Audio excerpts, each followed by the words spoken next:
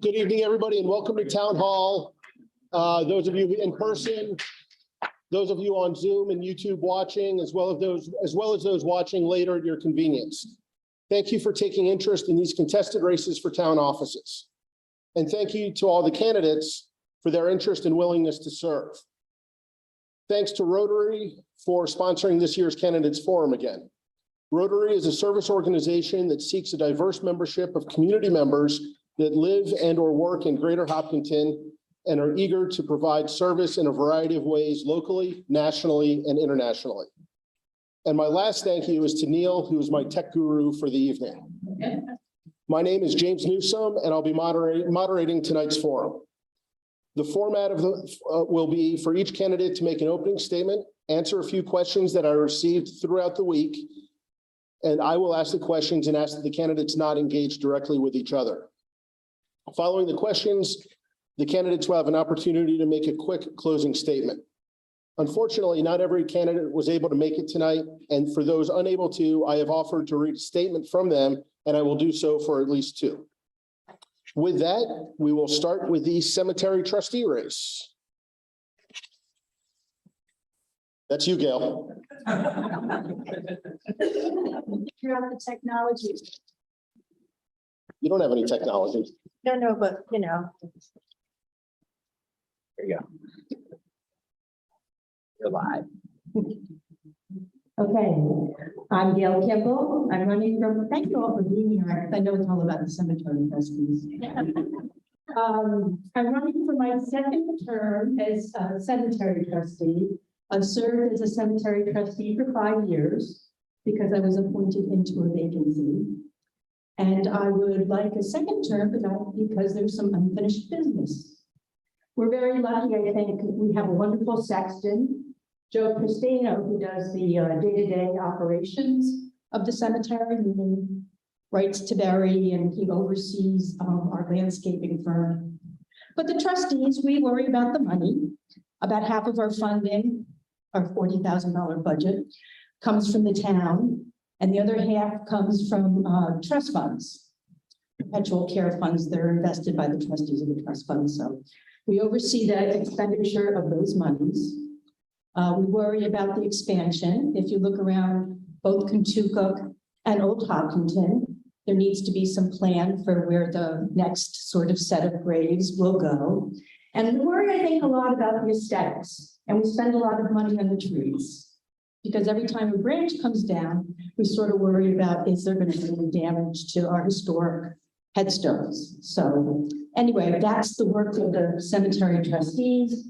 And I would like to continue to spend some time planning and making sure that the cemeteries are well taken care of and are open and accessible to the townsfolk for doing enjoyment. Thank you very much. I will now read a statement from the other candidate, Michelle Sarrazin, who unfortunately is unable to be here. So when I say I and things like that, that's not me, that's coming from Michelle. Good evening. My name is Michelle Sarrazin and I go by Duffy. I apologize deeply that I can't be with you tonight due to a medical emergency. Tuesday night that sent me to Concord Hospital, where I'm still under their care. I have been a resident of the town of Hopkinton since 1995. I raised 3 children in town, and they all went to the local school system and participated in local sports teams where I helped with supporting the teams. I've been active in other groups such as knitting and spinning groups that meet at our library. This is my first attempt to be a candidate for public office. My work history has been in customer service. I worked for the state of New Hampshire Motor Vehicles, New Hampshire Fire Academy, and New Hampshire Department of Education, and I retired in 2021. I still help a senior with doctor appointments, shopping, cleaning, and improving their quality of life as they age. I have a passion for helping others. I have a vested interest in being a cemetery trustee, due in part to having my son buried in the Kentucky Village Cemetery. I spend a fair amount of time visiting the cemetery and my son's plot. Our cemeteries are a beautiful place to visit and show respect to our deceased members, family members, and others. I would like to have your vote and become part of the group responsible for care and upkeep of our town's cemeteries. How can I help keep our cemeteries the beautiful and respectful place they are? I would work with the other trustees and sexton to help keep the rules and regulations updated. I will ensure that they are applied fair and equitably among the cemeteries and plots contained within. I would also like to be an advocate for other families who have experienced the loss of a loved one, as I have.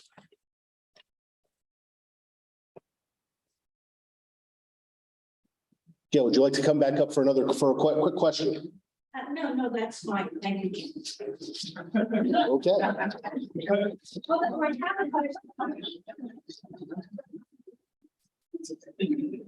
The way the forum works is I ask the questions and you answer them.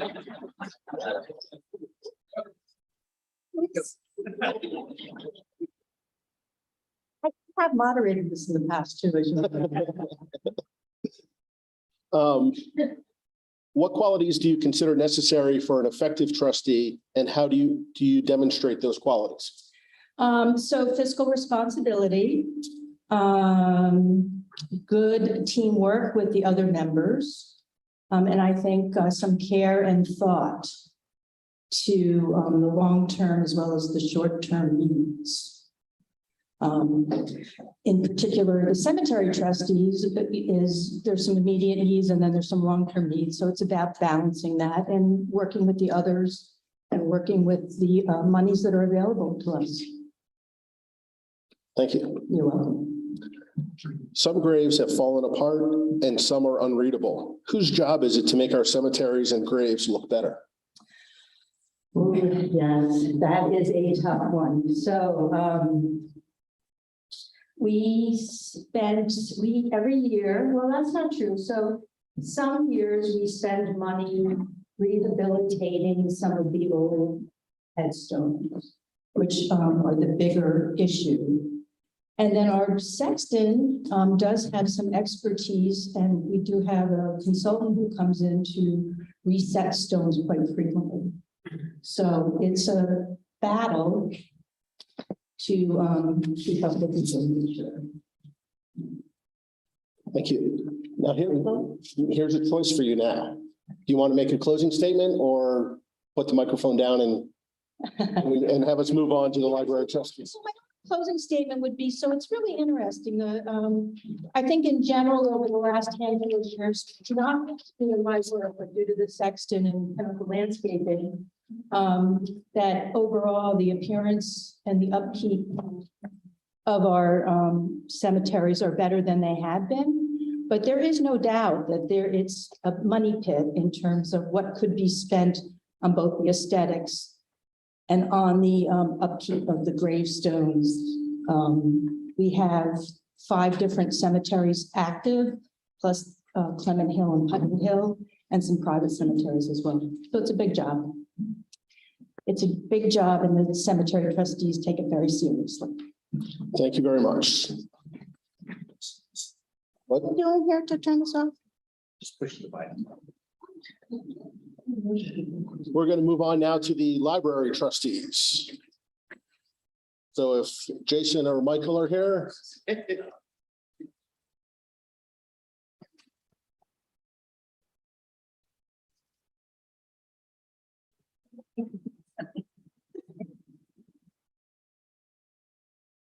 Hit the button.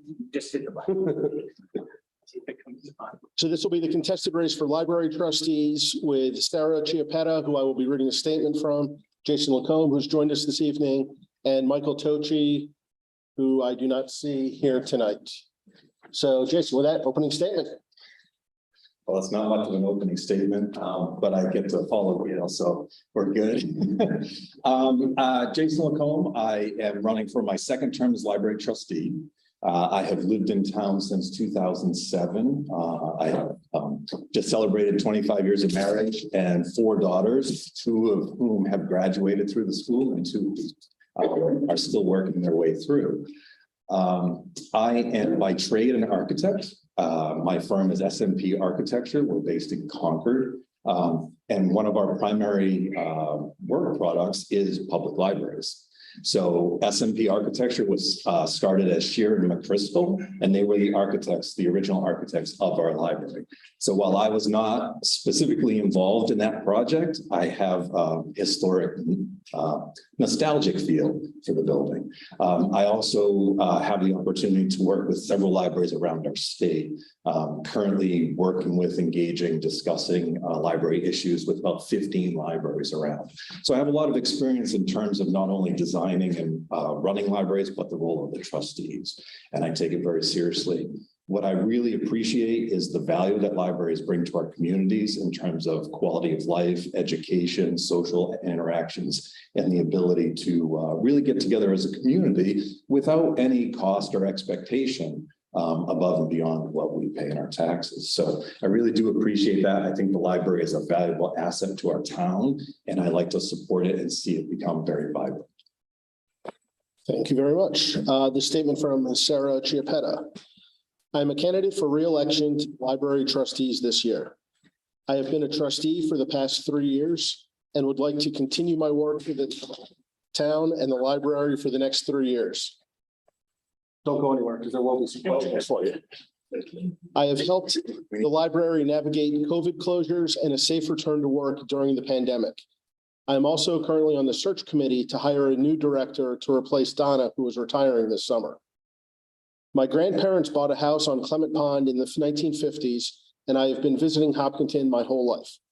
I love it so much that in 2019, my family and I decided to move to this lovely town permanently. I have 2 young daughters who love to go to the library, and I enjoy visiting the children's room with them and picking out books.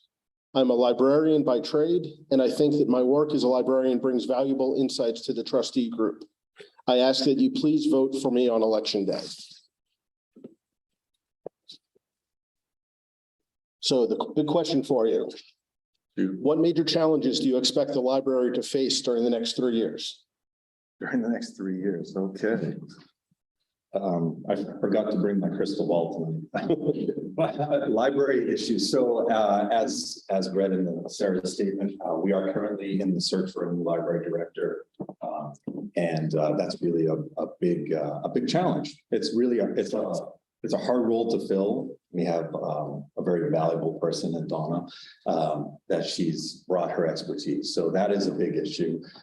In the next 3 years, the real challenges with the library are we are looking at a building that's 25 years old. We are looking at aging equipment and aging facilities. So we've started focusing a lot on planning for those expenses. We have a capital reserve fund, and we've been diligently putting money away. We've also started investing in higher level maintenance and air quality inside the library to not only maintain the equipment more efficiently, but also make the interior more comfortable. Going forward, a lot of the challenges are the shifting evolution in libraries. So everyone thinks of libraries as a repository for books, but they're really not. We're in a pretty stark evolution in terms of what libraries do for our communities. They're more about services. They're about group meetings, places to gather, both in small and large groups, and really important social functions. So how do we better serve the community is part of the challenges and some of the discussions that we have as a trustee. Thank you very much. Would you like to add anything in a closing statement, or? No, you don't have to. No. You don't have to. Okay, thank you very much. With that, we move on to the Budget Committee.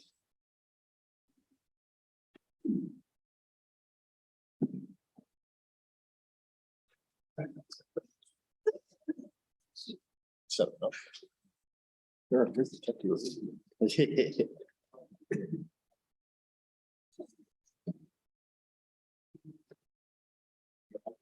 Yeah, for a change, all three of the four are here. So come on down.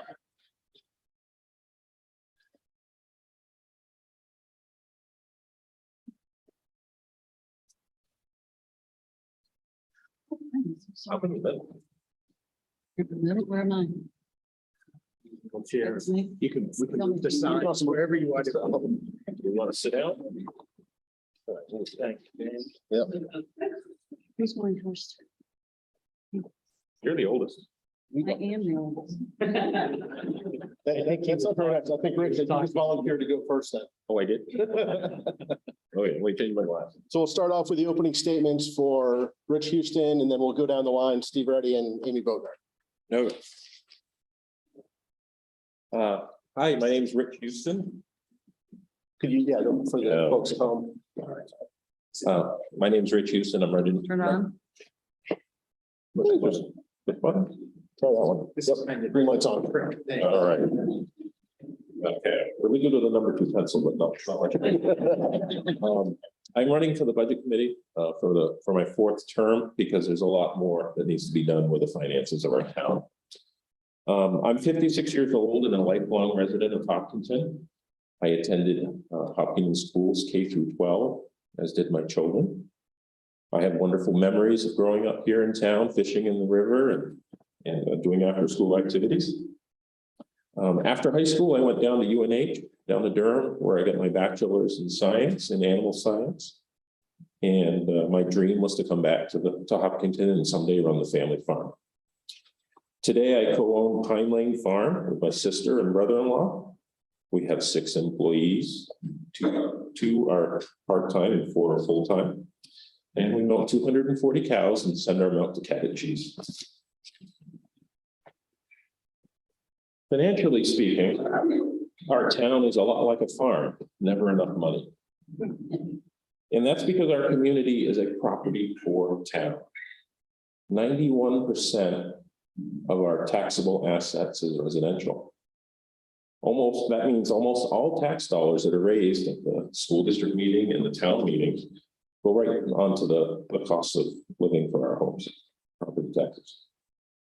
And as a result, we are a recipient of state aid for property poor towns for our schools. And this is why our tax rates are so high, currently 5th highest in the state at about $32 a thousand. And although our town and school costs are average, because our tax base is so small, the tax man shows up early and often. And that's the end of my opening statement. Thank you, Stephen. Good evening, everybody. My name is Steve Reddy. Like Rich, I did grow up in town and graduated from the Hopkinton school system. I was fortunate enough to receive a scholarship to Tulane, where I did receive a master's in business. Have lived other places, but when it came time to settle down and raise a family, moved back to Hopkinton, where my family had been established. Have owned or been involved in or managed different businesses pretty much all of my adult life. Currently, we do own 2 restaurants. I say we, my fiance and I.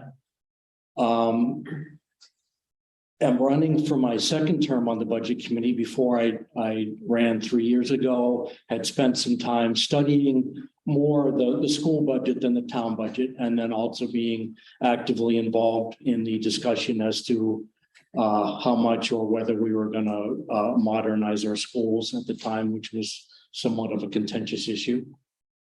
I feel, unfortunately, because of the nature of the budget committee, it really takes a good 2 years or so to really get up to speed, even having done some homework before I ran for the budget committee.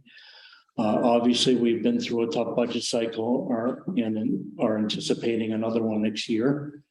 I think all of us that have been on the budget committee perhaps have some ideas, but for those who don't know, the budget committee is the one committee in town where everything comes together. We see the school district budget, the town budget, and then the 2 small water district budgets. So we're kind of up here trying to take a view of what's going on. It's no secret that we live in a property poor town, but one that's also historically voted for a very good school system. So the tension has always been, how do we support the school system that we are accustomed to with the tax base that we have, and then throwing in the issue that we're wrestling with now, which I know the select board members will speak about, which is the roads in town, what's going to have to be done with the roads and the delayed road maintenance. So I'm asking for your vote. There are 2 open spots on the budget committee and 4 people running. Thank you. Thank you. Amy? Hello, I'm Amy Bogart. I live in the Meadows. I have lived in Hopkinton a bit over 15 years, so I am a newcomer. My daughter went through the school system. She was a 12-season athlete, loved her education here, got into a very good college, wonderful career now. I love this town. I don't want to have to leave. If the taxes keep going, I'm going to have no choice. And I know I'm not alone. I have a lot of neighbors in the Meadows, and we're all in the same boat. For a living, I pay bills. I'm an account payable clerk. And I read all the bills and I see all the costs. Now, we are one of the largest environmental consulting firms in New Hampshire. So I see all sorts of equipment and stuff. And I always have to watch the bottom line. I always have to look at the cost versus the PO. And anything that looks fishy, I follow up with the purchaser. And they don't like it when I call because I question things. And that's what I think a budget committee person needs. Someone who's going to look at the bottom line and the costs. And I think every committee needs a curmudgeon. And that's me. Thank you. Thank you very much. With that, the first question, are you in favor or opposed of the 2023 town and 23-24 school operating budgets, and why? I don't know enough about it. I haven't been to any of the meetings. Well, which year was it? Well, I think it's the ones we're voting on in the next week and a half. Sure, I voted against both of them. I voted for the town budget and I voted against the school budget, both warrant articles in the school budget. The reason I did was because of the increase in full-time equivalent employees. I felt that the school board and the administration knew going into the year that we were entering a period of inflation and that all of our expenses were going to be going up. So I was very concerned about adding new employees at this time. And I have some numbers here that I'll get into later in my closing statement, but the expenses of our school system this year are going to be extraordinary. So the second to last budget committee, we actually tasked the member of the school board that is on the budget committee to return to the school board and ask some hard questions about the budget, as far as had it come down as much as was feasibly possible and still provide the level of education that I think the residents of Hopkinton have consistently supported. I would then attended that school board meeting, and basically the answer was any further cuts are going to have a drastic impact on the school budget, including a fourth grade teacher and a reading math specialist in the younger grades. And the reason that is because most of our costs are personnel. So when you get to a certain point in the school budget, you are looking at that point at cutting personnel, which is really the heartbeat of the school. So I supported, in fact, I made the motion to restore the school budget that we are now voting on. And I'm proud to support that budget. Can I make a correction? I said something in error. By all means, correct. I'm sorry, the second warrant article on the school, the building maintenance trust, I voted with majority on that, and that's the one that the school accepted. The next question is, how would you approach balancing community needs served by investing in the town and school with the goal of sustainable property tax burden? One thing that I think we can do, both the town and the school budgets, is to invest in a solar farm that would provide electricity for both the school and the town buildings. I would recommend a ground mount system. The town is already going to be installing one over by the sewer ponds to run the, and they got, I believe, 100% grant for that one.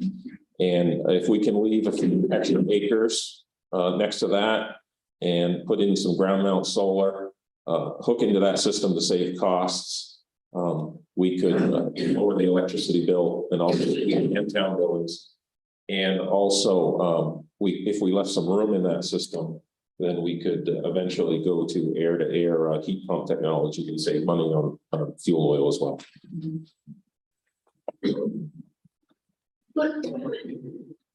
So we were actually at a forum last night and Richard proposed that idea, and that's a great idea. And it follows up on something that I had said to those folks, which is we do need to think a little more outside the box.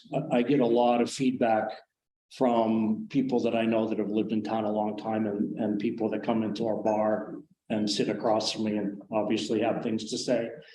And there are some things that we can do differently, but the reality is we do live in a town that is underfinanced as far as per pupil, and that is heavily residential. So the changes that we're looking at making, which is bringing in clean business, increasing our tax base, are things that are unfortunately very incremental changes. So, you know, we are in for another rough budget cycle, at least next year and maybe the year after. And I wish I could say I had some magic answers.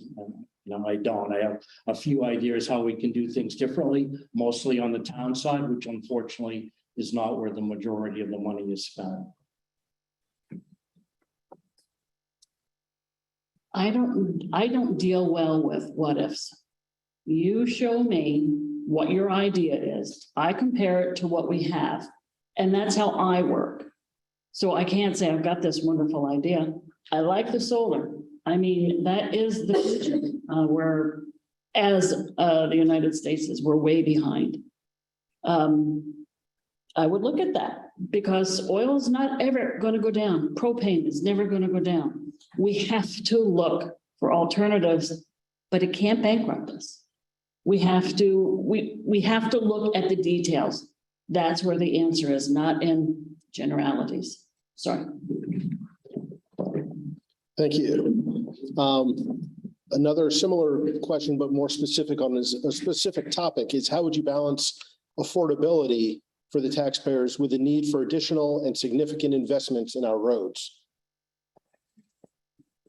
Can you say that one more time? How would you Think about balance this one. taxpayer affordability with the need for additional and significant investments in our roads? Got any ideas on that? You go first. That's a tough one. So, you know, my understanding, and there are certainly people sitting in this room that know a lot more about this particular subject, but that historically the select board has made an effort to kind of keep the taxes a little bit lower on the town side, and that has resulted in some delayed maintenance as far as our roads, which being one factor, and then the other factor being that basically our construction costs now on roads have more than doubled because of what's happening in the marketplace. So we're kind of in a perfect storm. We have a lot of roads that need to be redone, and we have a lot more costs when we try to redo those roads. So the compromise that the select board came up with was to increase the shimming and paving budget, which is what it takes to maintain our current roads. A fairly substantial increase to that line item, which they said they would continue to do year after year. Unfortunately, that does increase the overall budget. And then they are proposing this year a $2 million road bond to take care of one of the roads in our town that's kind of important economically. And unfortunately, we are probably going to be facing then another road bond within a few years, and it's going to be a continual cycle to take care of the roads, but it is something that is going to have to be done. So what stumped me with that question is that we're $20 million behind on our road funding. How do we pay a $20 million bill to fix up our roads and still make it affordable? I don't know how to answer that, other than to say, I would say taking out a bond about every 5 years to spread out the principal and interest, waiting for a down cycle when the bond prices are as low as you can get them, would be about the only way, because we can't do it through the budget. I mean, we couldn't take out a $20 million bond at once, and we couldn't increase the spending on our roads enough to get caught up without breaking the budget. We're currently spending about $8,000 a mile on our roads for maintenance, and we need to be spending somewhere between $50,000 and $80,000 a mile to get caught up and maintain everything. So don't know exactly how to answer that. Well, there is no way to do it. You have to choose one, but the roads are for the citizens. So it is in our best interest. You got to bite the bullet sometimes. Don't want to have a road washout. I take Sugar Hill Road every day and those big logging trucks. I mean, yeah, the road's not made for it. So maybe we can post better on the smaller roads, but there is no way to have both. You can't. So you have to make a choice. And in this case, I think the roads have to come first. Because if you have an accident, well, they're going to go after the town, aren't they? Because they're not well maintained. That's just the way I see it right now. Thank you. And variations on a theme. How would you go about determining what is an acceptable or sustainable property tax burden for the town? Sustainable property tax. Well, I guess you'd have to go by some sort of state average. Currently, we're at 32. That puts us fifth in the state of like 230 towns. That's not sustainable. I think that we need to look at some reduction in the school budget in terms of employees as a long-term plan using the retirement system to lower those FTEs down around 190 or lower. And I would say that we do need to keep investing in our roads and take the savings from that and reinvest it in our roads. I would, the problem that we have is that the values of our homes is skyrocketing, going up. Plus, we have a high rate of taxation on those rates that are going up heavy. And so, I mean, I did some calculations last week, and the average home is paying a home that is $350,000 within the precinct is going to be paying $1,000 a month in taxes. If you're outside the precinct, it's about $375. I don't think that's sustainable, but at the rate we're going with our rate of tax increases, even like starter homes that we would consider, you know, like maybe a $200,000 house or something like that, within a few short years is going to be paying $1,000 a month in taxes. So I think we need to find ways in the budget to reduce the slope of the increase in the budget to make it sustainable. Yeah, good. Unfortunately, that is the $1,000,000 question. There are many people obviously that argue that our tax rate is already unsustainable. Unfortunately, you know, this year they're not going to do anything at the state level that's going to bail us out. So we are kind of left rowing our own boat. And my feeling, and having quite a historical perspective, is the taxpayers of this town are a little bit. They go both directions. It's easy to say cut the school budget, but then when the town of Dunbarton calls up and said, "Hey, can we pay you a lot of money to send our kids to your school?" You don't just say no. You explore the possibility. We closed that door. Last night at another forum, people were complaining about building going on, specifically on Maple Street. The house that's being renovated on Maple Street, my aunt and uncle were married in that house. I live next door to that house.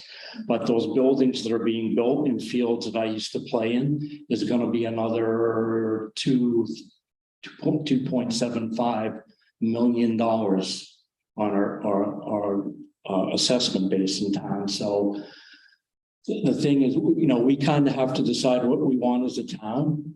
And I know there's strategic planning going on both at the school level and the town level. And then we need to approach the taxpayers and say, you know, these are your choices. Historically, Hopkinton has always supported an excellent school system, which I think most of us in this room, whether it's through our children in the school system or our property values, benefited from that decision. There may come a time when that is no longer sustainable, but at least I think that we're having a discussion about this and really doing some planning around it.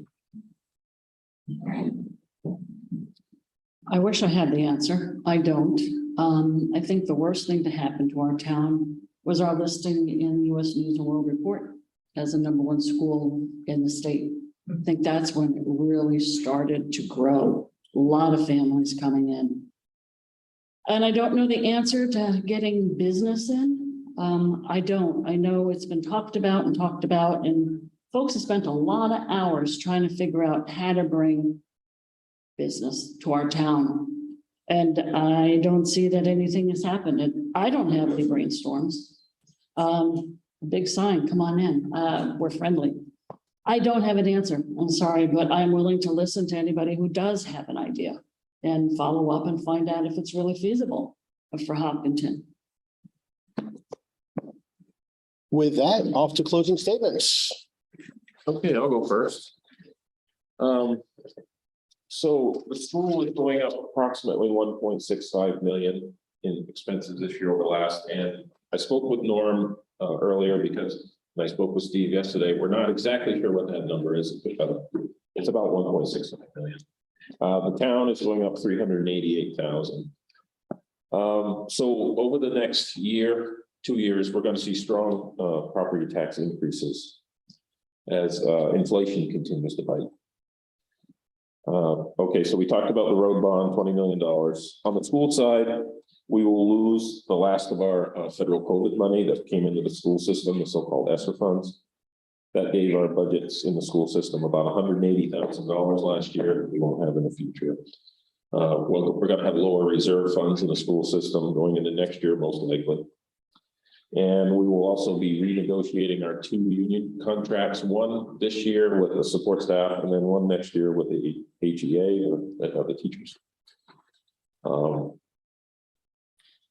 And what they're also talking about a possible school bond for security coming up in the next few years, but that's at the very early stages.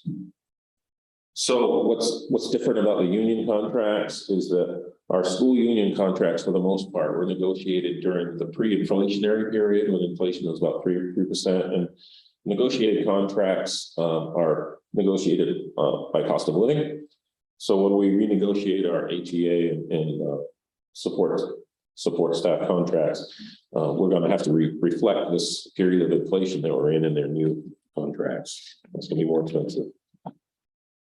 So the other reason that I got onto the budget committee and I'm staying on the budget committee, or would like to stay on the budget committee, is because of social justice. Our property taxes here in town and throughout our state are regressive and unfair.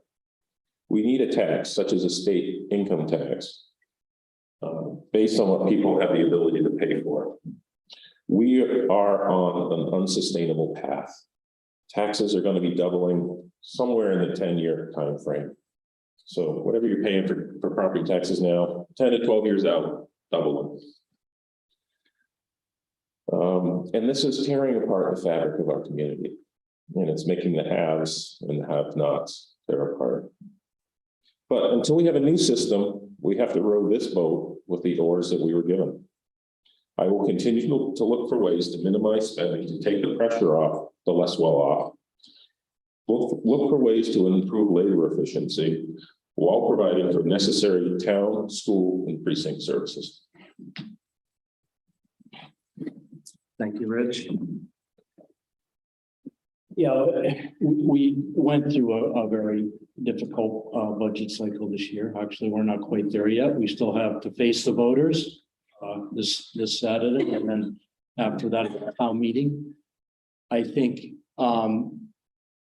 given what I know about the town and given my service on the budget committee, I thought that both the select board, obviously the 2 precincts, and the school board came to us with reasonable proposals, given the inflationary costs, the inflationary pressure that they were under. And we have to remember that some of the budget increase was things that we voted for, principal and interest on the bond for school improvements, and the 2 contracts with the support staff and the teachers at the school. So there was a fair amount of money already baked into the school budget. And then with the inflation on top of that, I think we ended up at pretty much the best that we can do without hurting our school. On the town side, I think the select board made the right decision as far as their approach to the roads. We haven't discussed yet. There's an issue at the I always get in trouble when I say dump, the transfer station that we're gonna have to address to the tune of $1 million or better. That's coming down the pike. So again, none of us apparently have magic answers. All we can do is continue with what's already been started. The strategic planning of the school, strategic planning on the town, the capital improvement. We're starting a new housing committee here in town to discuss some of the aspects around housing, the economic development committee. So incremental progress is really what we are working on at this point. I'm a little flat-footed, not having been on the budget committee for quite a long time. I don't have, the crystal ball, and the doubling within how many years just blows my mind. I personally have fallen behind in my taxes, haven't I? And I get caught up, and that terrifies me for those who can't and simply have no option. I can put in more hours, I can get a second job because I am only 65. But there's so many in our town that don't have that option, and they're going to have to go. But where are they going to go? Have you seen rents lately? I don't know what the answer is, but we have to curtail. We have to curtail somehow, somewhere. And I just think it needs burying your head into all the numbers and seeing if you can't find a way to not appease everybody, because that's impossible, but at least soften the blow to all concerned, most especially the homeowners. Thank you. Consider me, please. Thank you very much. With that, I'd like to invite the select board candidates down.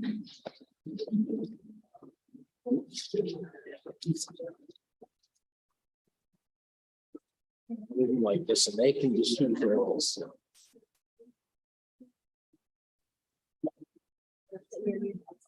I never heard back from Brian.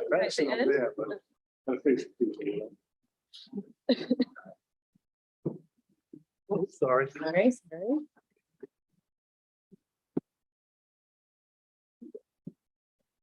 Tonight.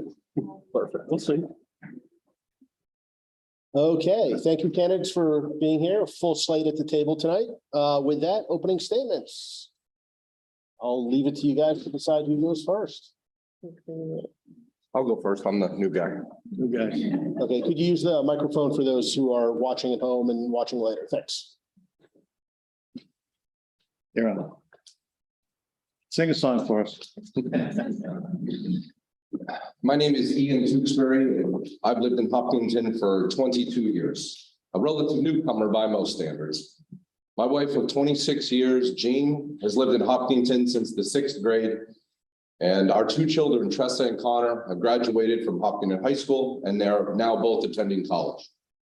I've been a full-time professional firefighter for the town of Hooksett since 2003, with the last 2 years as captain of fire prevention. I want to bring that public safety experience to the select board, and I know that I can make a significant contribution. I want to say thank you to the Rotarians for the invitation to the candidate forum this evening, and thank Moderator Newsom and the candidates who are running for the elected offices here in Hopkinton. Each of us have decided that we want to help our fellow residents by being their representative voice. There are 3 main areas that I want to focus on improving as a member of the Hopkinton Select Board: our roads, our employees, and our elderly. We are being asked to support a $2 million bond on March 18th, which I'm going to be voting for. I met with Neil Cass, who told me that the total amount, as we have heard tonight, that it would take to bring all of our roads to where they need to be for safety is $20 million. That's because approximately 15 years ago, as was said earlier, the select board wanted to keep the tax rate as low as possible. It seemed like it could make a lot of sense then. However, we're paying for it now, both literally and figuratively. Before any major decisions are made, I'll make sure that all options are explored so that we can have safe and reliable roads both now and in the future. When it comes to our town employees, we don't want to be a training ground for other towns. We don't want our tax dollars going to teach someone how to be a police officer, a full-time firefighter, or a public works employee, just to have them go someplace else to make another $1 an hour after only 18 months. This has been an unfortunate trend. I sat down with Police Chief Hennessy, who has been a member of the Hopkinton Police Department for 18 years. And he told me that in his time here, he has seen the department fully staffed only a total of 4.5 years. We want our police officers, full-time firefighters, and public works employees to stay and accumulate 10 or more years here in town. We want our employees to be familiar with the location of all the roads when they need to be plowed or when they need to be quickly accessed in an emergency. Our elderly need to know that they're going to be taken care of by the town. And that's the job and the responsibility of the representatives on the select board. While we can't do everything for them, one thing that we can do is make sure that they don't have to leave town because they can no longer afford to live in the same home that they've lived in for over 40 years. The same home that they raised their children in. The same home that they now want to live in for the rest of their lives, just because the cost of living has gone up or the tax rate has increased. While the town does have an elderly exemption, currently a single person, age 65 or older, does not qualify if they make $50,000 a year. If you're married and make $60,000 a year, you do not qualify. That isn't right. Do I want to pay more in my taxes? No. But I'm willing to pay my fair share, so Mary and Bob, who've lived in town since 1930, do not have to worry about being able to afford their property tax bill every year. We need to respect our elderly. If they leave, not only do we lose respected members of the community, we lose their purchases at the Colonial or the Hopkinton Village store or a local restaurant. But more importantly, we lose our friends and neighbors. Thank you. You're the boss. You're the senior member. Right. Okay. Seniority. Older seniority. I'm Jeff Donahoe. Was elected to the select board 3 years ago. Started a little before that because Jim O'Brien had to leave for COVID reasons. So I was the COVID guy. The new guy got to come in and sign everything because nobody else wanted to. Been here in town since 1986. My wife Kathy's there. We've been here since 86, married since 87. You know, all of this talk tonight, a lot of it focuses on the roads, which is a huge number. I mean, you know, when Dan put that number together for us, we all sort of got taken aback. We did propose the bond to upgrade the road this year. It's not nearly enough. It's $2 million. It's going to do Briar Hill and maybe a couple of other small projects. We increased the shipment paving budget, but you know, that's the problem with this job, is that you have to balance things. You know, we can't give all the money to the highway department to solve the problem. You know, we have capital improvement expenditures, vehicles, police, fire, DPW. We have the problem at the landfill. We have another problem up at the wastewater treatment plant. All of these issues, and we don't always agree. Isn't that right? Stephen, isn't that right? But we have to work together to solve the problems of the town to the maximum extent that we can. And I think you said we're facing a tough budget cycle next year. I think it's the next 5 years. I think that our taxes are going to have to go up to solve the problems that we haven't solved so far. And, you know, it's not a fun job. You know, people stop me at the village and talk my ear off and, you know, complain about something that matters to them. And because it matters to them, I stay there and I listen and, you know, I bring that feedback to these meetings. But it's not an easy job. And so everybody who's up here, just not this, but all of the people who are running, that's a tremendous pain in the neck. And the fact that we have 35 or 40 people here tonight, that's very encouraging for me. Because I think last year we had one contested race, maybe not even one. So thank you all for coming. And that's my 2 cents worth. Thank you, Jeff. Hi, everyone. I'm Sabrina Dunlap. Thank you to the Rotary for putting this on. I can't remember if we had them last year, but I have Zoomed. Yeah, I haven't been here in person in a while, so it's nice to be here in person, and thank you all for coming. So I am the chair of the Hopkinton Select Board, and it has been a great privilege to serve for the last 6 years. And I hope to earn your vote on Tuesday for another 3-year term. For those of you I have not had a chance to meet, My husband Rob and I moved here about 8 years ago with our two daughters, who are now in 3rd and 4th grade. And though I did not grow up in Hopkinton, both of my parents are from here, and they actually moved back last year, which is wonderful. And I spent a lot of time here in my childhood. So in many ways, moving here felt like a homecoming. And my family and I love this community. And Hopkinton is certainly our forever town and our forever home, should we be so fortunate. So briefly on my background, I practiced law for nearly a decade before switching to government relations in the healthcare field about 5 years ago. Government relations is largely about building relationships, and that has served me well on the board. I enjoy hearing people's varying perspectives on issues affecting our town, sometimes that's colonial, and value collaboration and working together to solve problems. I believe you have to be a very good listener to be a good leader, and I hope I've demonstrated that over the last 3 years as chair. And while I think my professional background has helped inform my time on the select board, the reverse is also true. I've learned so much being on this board and deepening my understanding of local government. Though our meetings are not always the most exciting or well attended, the select board does make a lot of important decisions, and I do not take that lightly. They're not always easy decisions, but I'm not afraid to make difficult decisions that are in the best interest of the town. People may not always agree with me, but I hope even when we disagree, there isn't a doubt that I'm trying to do what is best for our community. I am proud of our select board and what we have accomplished over the last 3 and 6 years. Part of what we do involves the day-to-day operations of the town, and working with Neil Cass and other town employees has been a great experience. Certainly makes our jobs easier. We are really fortunate to have such excellent town employees, and at a time when so many towns and businesses across the state and country are struggling to attract and retain employees, I am so pleased to say that Hopkinton has fully staffed departments.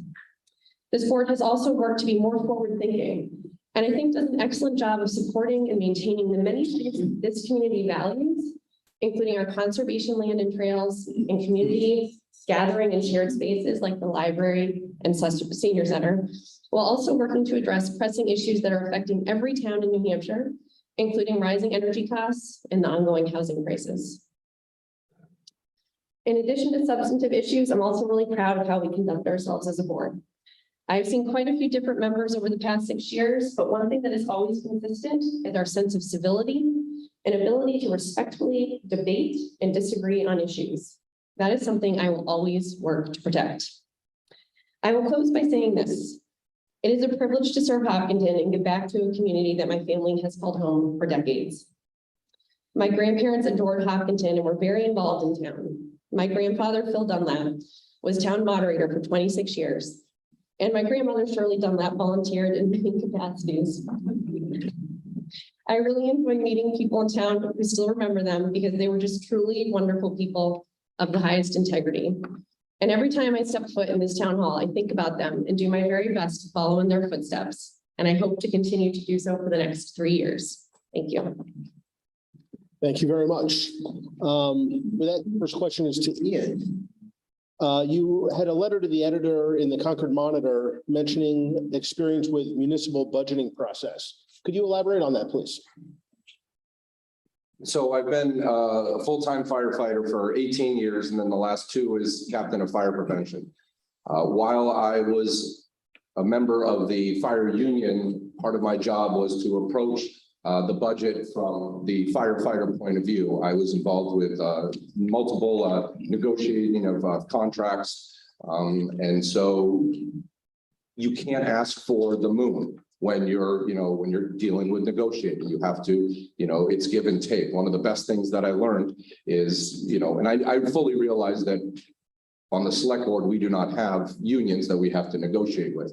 But one of the experiences that I learned was negotiating is like, it's not your birthday. It's Christmas. You have to exchange gifts. It's give and take. You can't just, take whatever you want. And so having to create and ask for things that would then have to be supported by the town and then have the town government and then have to be supported by the voters is something that I learned very quickly for my 18 years. For the last 2, now I'm in the administrative side. And so seeing what I have to do for my portion of the budget when it comes to fire prevention and dealing with the chief and the assistant chief and the captain of EMS in Hooksett and watching what they have to go through with creating their budgets and going to the town council and having to, ask for, what they need, not necessarily what they want. And so that's really been an eye-opening thing the last 2 years, seeing both sides of the municipal budget. Thank you. Next question is for Sabrina. What are you most proud of during your service on the select board? That's a very lovely question. Excuse me, I just inhaled water real quick. I guess there's a lot of things, but I have to say I'm most proud of how this board navigated COVID. As Jeff said, he was elected and brand new, and we never saw each other face to face until like a few months had gone by. Because everything just, as we all know, changed in a snap. And just to see the way this town, not only town employees, but the whole community came together was something I'll never forget. I mean, it was only 3 years ago, but it was just around this time 3 years ago. And, seeing how like everything went remote, and then we had to figure out how to navigate drive-through elections, multiple drive-through elections. And it was amazing to see people come together and make this work. And the flexibility and nimbleness of our town employees was remarkable. I mean, you could still go to the library and pick up books, and I know the rec department adjusted, everybody adjusted. And it was a really wonderful thing. I mean, it was not wonderful, but that community spirit was a wonderful thing to be a part of. Thank you, and points off for mentioning the drive-through voting. I still. Jeff, how does your professional career help you on the select board? So for those of you who don't know, I'm a real estate and economic development consultant. I work all over the country. Alaska is the only state I haven't been to. I've been to Guam and Puerto Rico to do work. And so I understand how communities, large and small, work. My sort of strong suit is smaller communities. And so in working with those communities, I see things that many of the people in this room probably haven't seen. Unique ideas, unique solutions to problems. And I think that's one of the things that I bring to the board is a little different perspective on many things, frankly. And it's a source of discussion and sometimes disagreement. That's okay. Our newest member, Thomas, he's jumped in on some ideas about trails and roads, and he's working hard to implement change. And he and I worked on the road, gym and paving discussion to try to understand how much we should allocate to that program. And just that kind of a financial analysis I think Amy was talking about. It's really a broad scope of knowledge that helps me help our town. Thank you. This question's for all three. I'll let you guys choose the order. How do you define your budget priorities when tough decisions have to be made? And what are your ideas for improvements to the select board? I'll go first, unless you want to do rock, paper, scissors.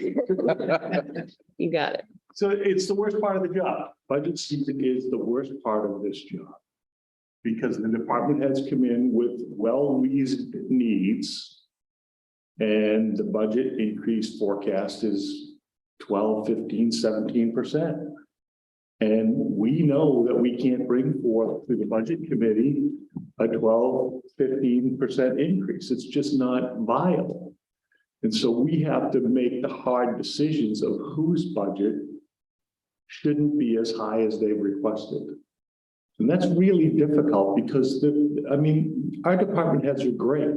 They come in with well-reasoned requests. But if we have to, cut 5 or 6% from the police budget, where do you do that? Do you take away overtime? Do you take away training? Do you take away time at the gun range? For the fire department, the same thing. Training is a big number. Do they use it? Should we cut it? And it's difficult because, Carol's here. She's got budget needs. The police, the fire, DPW always has needs. And I don't like it, but we don't have the ability to simply give everybody everything they want. And so that's the balancing act that we have to do. And we don't always agree. We may vote to cut something and then at the next meeting, vote to put it back. But, you know, we always work together. You know, Ken is the king of the budget. He's always got the best questions and the best information. But, you know, that's the hard part for us. Yeah, I will second that. It is not fun. It is not easy. I encourage everyone to come to our budget meetings because we start meeting weekly.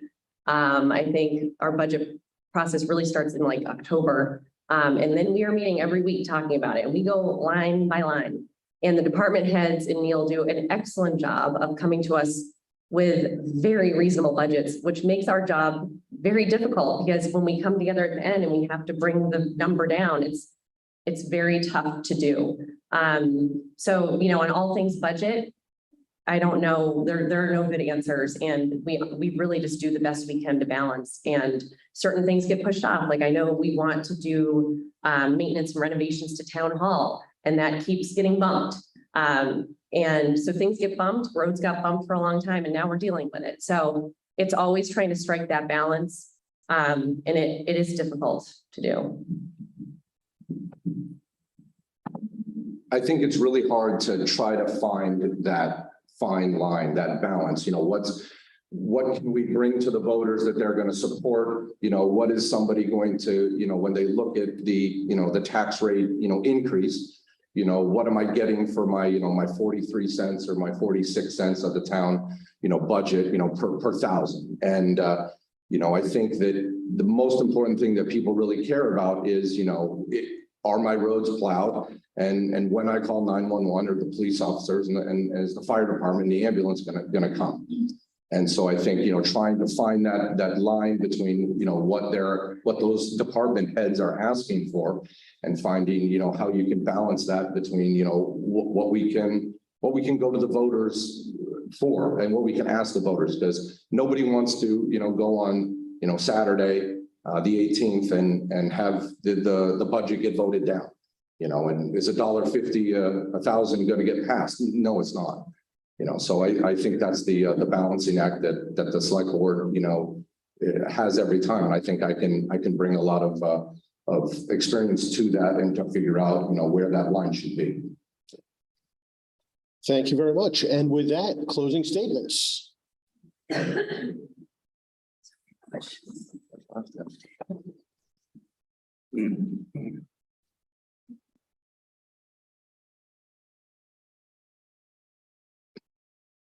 So again, I would like to thank the Rotarians and my fellow candidates, as well as Moderator Newsom, for this opportunity to come and speak to you all this evening.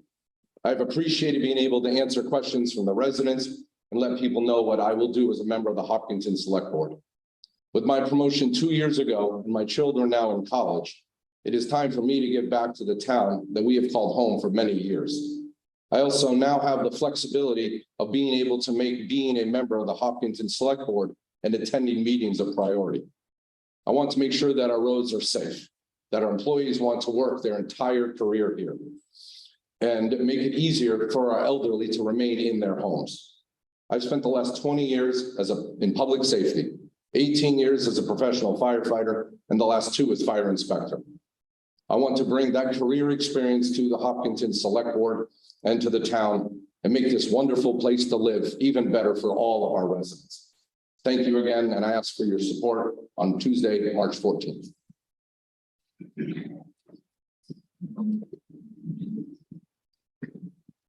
I have a big closing statement. Well, it's a tough job. There's a lot of big expenditures coming up, a lot of big problems to solve. Jason told us about the library is going to need some renovation because it's now 25 years old. You know, town hall, Sabrina, we've talked about town hall longer than I've been a select board member. And, you know, these major environmental issues that we're dealing with the transfer station and the wastewater treatment plant, all big expenditures in addition to the $20 million in road maintenance that we need. And so, you know, it's hard to make these decisions. We'll reason them out. We want you to come and participate if you're so inclined. It's, you know, pleasing to me that I recognize so many people here. And I really appreciate you all participating. So thank you. I echo that. I don't have anything prepared, so I'm just going to roll with it. I know we had concluding statements, but I agree. Thank you all for being here. And that sort of is on the same theme I'd like to just quickly touch on, which is we live in a really special town, I would say. I've lived in a lot of places, both in New Hampshire and outside of New Hampshire. And Hopkinton has the best sense of community I have ever experienced. And I think that's something we have to remember, and it's something we always have to hold dear and always work towards. Taxes, the budget, all of this stuff is really tough. And I think about it a lot. But we also live in a really nice town. And we also have a lot of really good services. I was looking at the Department of Revenue Administration website the other day, looking at towns around us. And we are mostly residential, very little commercial property, as we know. There are similar towns that have a similar breakdown, but a lot of them don't have 24/7 police and fire, and many of the other services that we provide. And those things all cost money. So it is always a balance. I know Ian brought up the elderly exemption. We did look at that 3 years ago and updated it. All the exemptions are governed by state statute, and towns can vote to adopt them. It's all done at town meeting. Those are ways that we can help people who are the most vulnerable in town. It is all about the balance, though. And I think I just want to end by saying I'm really proud of our current board. And I think we are so fortunate to have so many people who are civically engaged in this town. It is so important. So thank you very much. Thank you very much. And with that, I'd like to thank everybody for coming out tonight. Thank you to the candidates who've decided to run. And just a quick reminder, Saturday, school meeting, Tuesday voting, next Saturday, town meeting. Thank you very much. Good night.